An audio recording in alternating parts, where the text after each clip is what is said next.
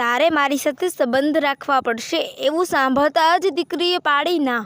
બસ આટલી જ વાતમાં ગુસ્સે થઈને ગાંધીધામના મોહિતે આશરે 55 કિલોમીટર ભુજમાં શું કર્યું તે સાંભળો. આ બનાવ ભુજ શહેરમાં આવેલી સંસ્કાર કોલેજના બહારનો તારીખ 28 ઓગસ્ટ 2025 વાર ગુરુવારને કોલેજના પહેલા વર્ષમાં ભણતી દીકરી સાક્ષીએ પોતાનું શિક્ષણ કાર્ય પૂરું કરીને હોસ્ટેલ જઈ રહી હતી ત્યારે જ, પરંતુ ત્યાં જ કોલેજના બહારના ગેટ પર મોહિત અને તેનો મિત્ર જયેશ આવે છે, જેમાંથી આ મોહિતે સાક્ષીના ગળા પર છરી મારી દીધી હતી. જીકે જનરલ હોસ્પિટલમાં સાક્ષીનું સારવાર દરમિયાન જ દુઃખદ નિધન થાય છે. સાક્ષી અહીં ગાંધીધામના આદિપુરમાંથી કોલેજ કરવા માટે આવી હતી. મોહિત એ સાક્ષીના પાડોશીમાં જ રહેતો હતો, પરંતુ પ્રેમ સંબંધ હોવાના કારણે મોહિતે સાક્ષીને અવારનવાર જણાવતો હતો કે તું પાછી આદિપુર આવી. સાક્ષીએ તેને અવારનવાર ફોન કરવાની ના પાડીને તેનો નંબર બ્લોકમાં નાખી દીધો હતો.